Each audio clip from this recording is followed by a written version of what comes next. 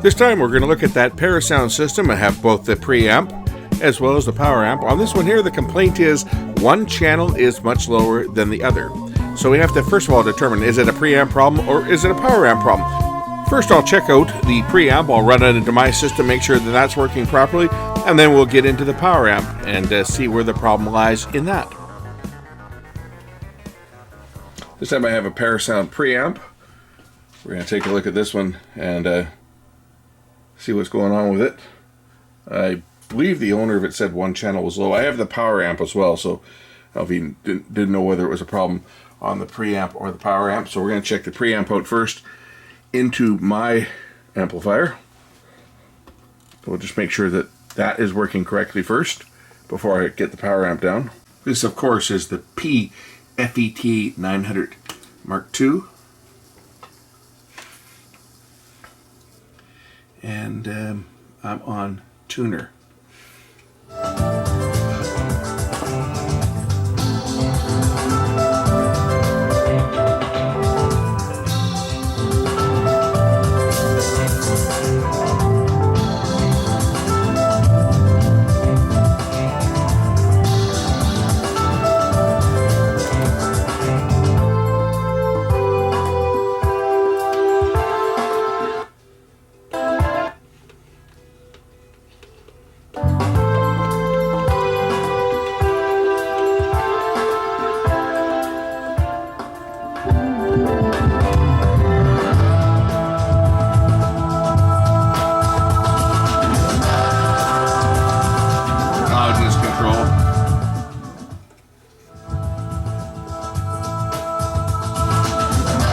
Okay, so the preamp is working. Let's dig the power amp out and see what the problem is. The preamp seems to be sounding just fine. Alright, I've got the amplifier hooked up now. This, of course, is the HCA-800. We'll turn it on. I got the levels at minimum. And I'll just give this some volume from the control amplifier. I don't hear any sound. Oh, wait a minute. Maybe I don't have the speakers on. There, now the speakers are on.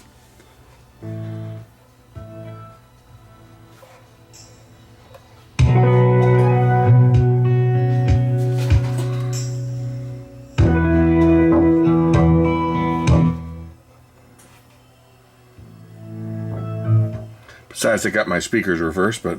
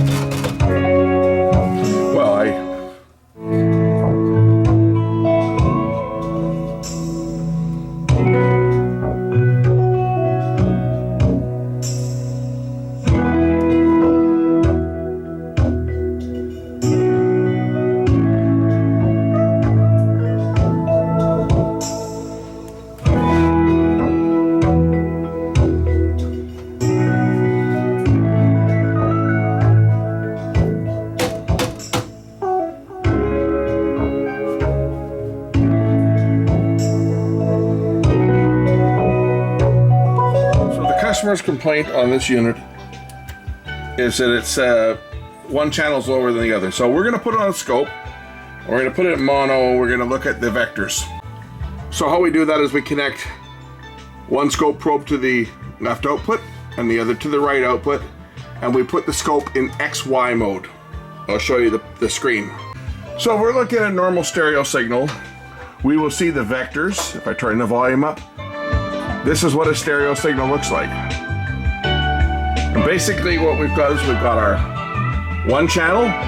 In this case, our right channel's on the Y vector, and we've got our left channel on the X vector.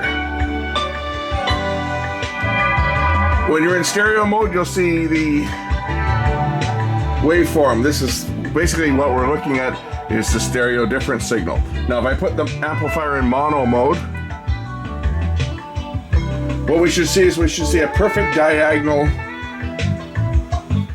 waveform. And if I put this right in the middle,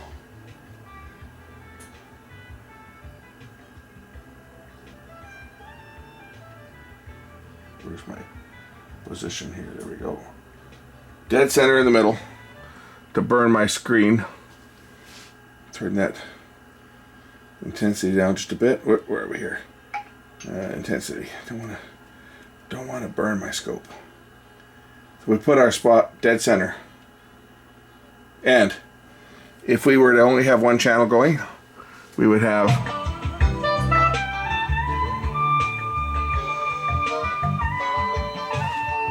and the other channel. Now, both channels will give us a diagonal line. If one channel's louder than the other, it'll be not diagonal. For example,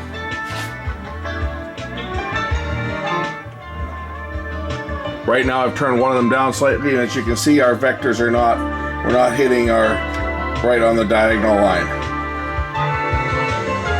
Now this is more useful if I put a tone on here as opposed to music, because we can look at it more accurately. So let's load up that tone generator. So what we see here is something very interesting. We are seeing a little bit of phase shift between the two channels. I don't know whether it's in the preamp stage or whether it's actually in the power amp stage, because I am running through the preamp. But as far as power levels, well, they look pretty darn close. One might be slightly higher than the other. That would be perfect there. But we're not off by much. If I increase the volume though, watch what happens.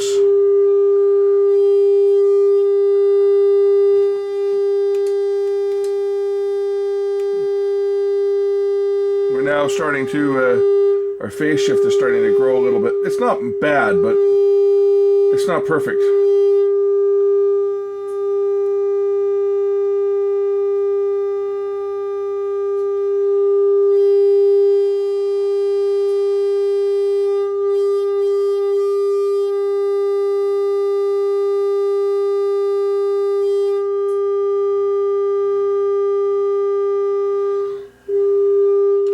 But it's still, it's not, like it's pretty darn close. Like I'm reducing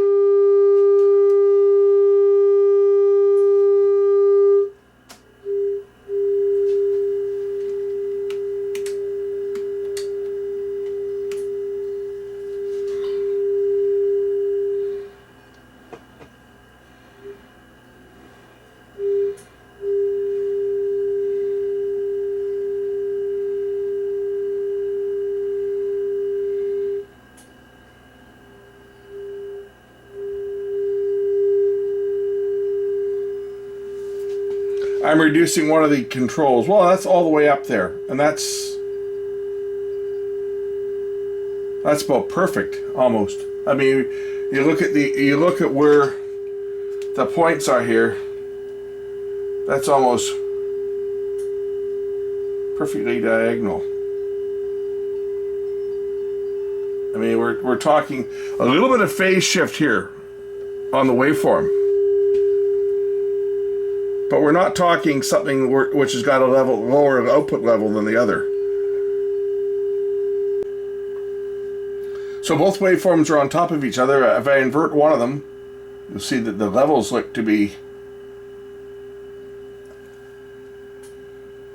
almost perfect. If I swing the balance control, you'll see that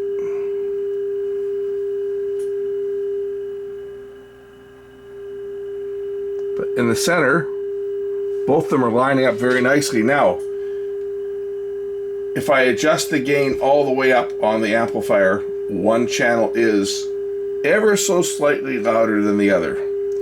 I don't know whether that's coming from the preamp or whether that's in the amplifier itself. So the only way to find out will be to actually run the amplifier without the preamp. I'll plug my tone generator in directly.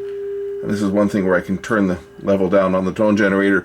I'll just get a Y cord and run it into both channels of the amplifier, and we'll test it that way. Unfortunately, this unit's got so much gain that I have to turn the level all the way down. And we are seeing one channel has a little bit more output than the other.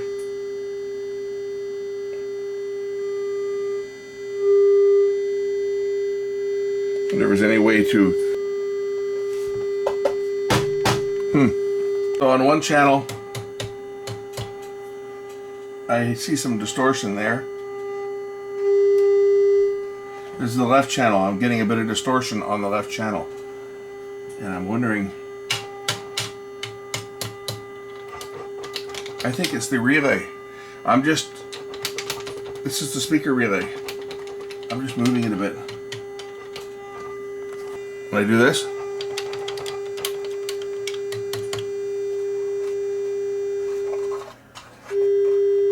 oh, here's the problem right here.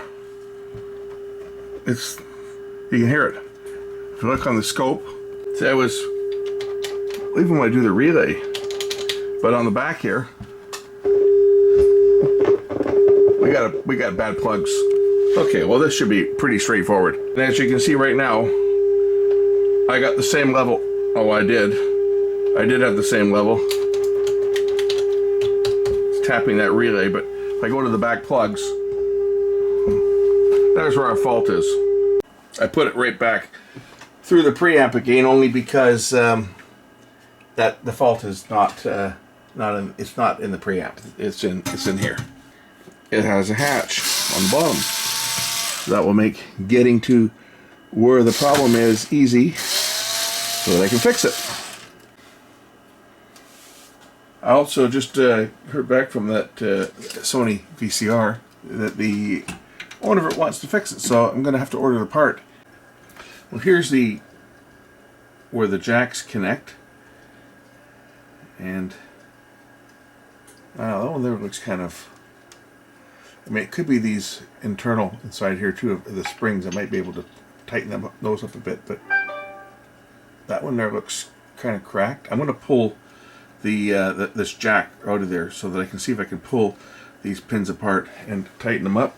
So to do that, we'll just get the old solder sucker out here and suck some solder off.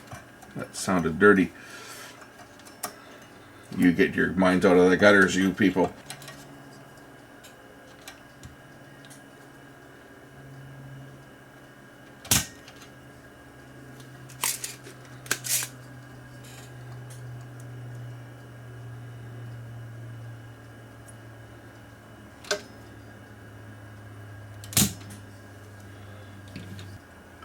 This solder remover actually works quite well.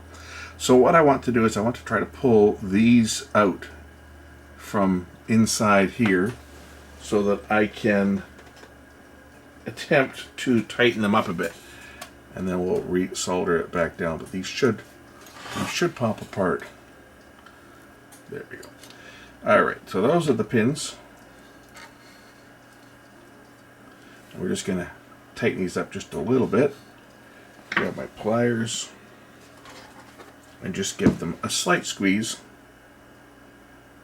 like that, just so they have a little more grip on the plug when it's plugged in. And then we'll just shove these back in.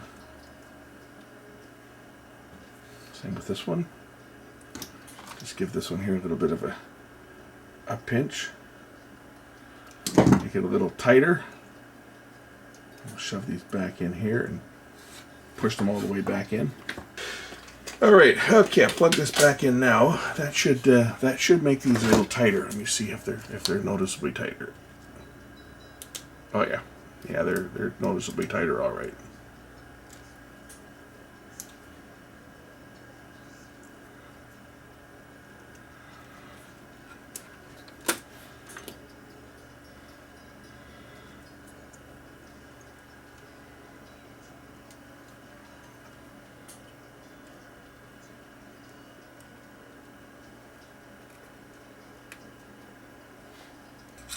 Notice how clean this amplifier is. This is the direct coupled, so there's not really any caps to ever need to be changed in here. I mean, there's two input caps here, right, on the input line, two electrolytics here.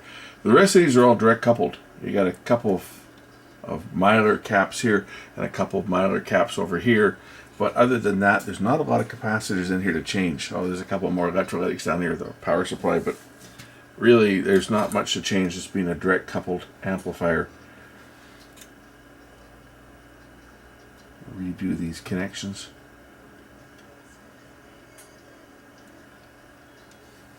And then reinstall this, and I'm going to check that relay, because when I tapped on the relay it was getting distortion and stuff, so we may have a problem down in the power relay, the speaker relay.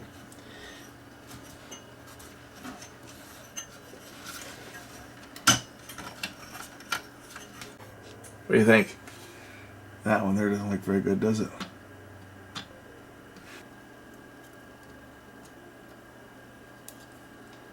Okay. I think we are ready for testing. I still think that relay has got a problem. Watch the scope. When I do this, I can hear distortion. Watch the scope. So when I move the relay, watch.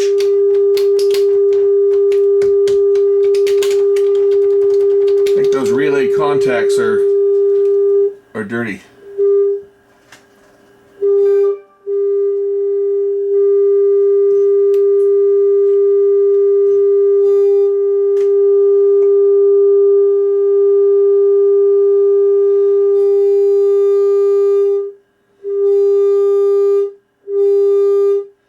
I mean, it's tracking good, except for when I play around with the relay. As you can see. So maybe pop the top off this relay and throw some contact cleaner in it. I think maybe the contacts might be starting to get a little bit dirty, and it might use a cleaning, or maybe even remove the relay and take it apart and go over the contacts on there. That might be the best thing, is just to pop it out and take a look at it. Got them all but one. I gotta like this solder sucker. It really sucks the solder good. There we go. All right, got the relay out. Let's just take it apart and kind of give it an inspection. Okay, here's the relay. I'm going to remove the spring off the back here so that I can lift the wiper out and look at the contacts. Okay, yeah, the contacts, they don't appear to be burnt, but they certainly are not very clean. So, yeah, there's some pitting on here. You can see the pitting on this relay contact. So I'm able to clean that up a bit. We'll put some deoxit on there and just try to clean them up a bit.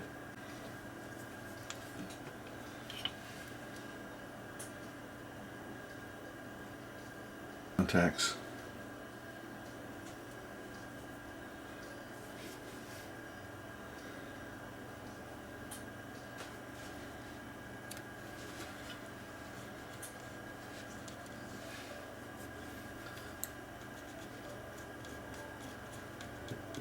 Better already. I'm just going to keep working on this for a bit, see if I can get it even shinier. I'll throw the relay back together.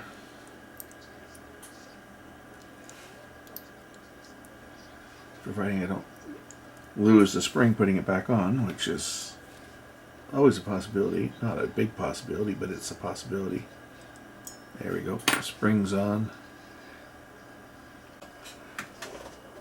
Re-solder the relay, and we'll give it another try here and see if it's still acting up when it's tapped. So here's my output. Both the levels are at maximum. I'll turn them down. I'll bring them up to full. Whoops, my sync is on this one, my trigger. Right, both of them are superimposed. We got exactly the same output, but that relay is still kind of troubling me. If I tap, oh, there we go. See what I mean?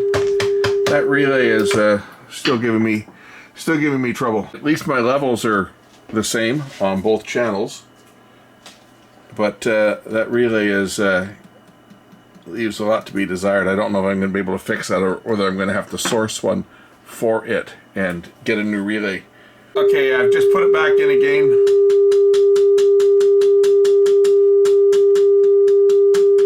Not cutting out. That's what we want to hear.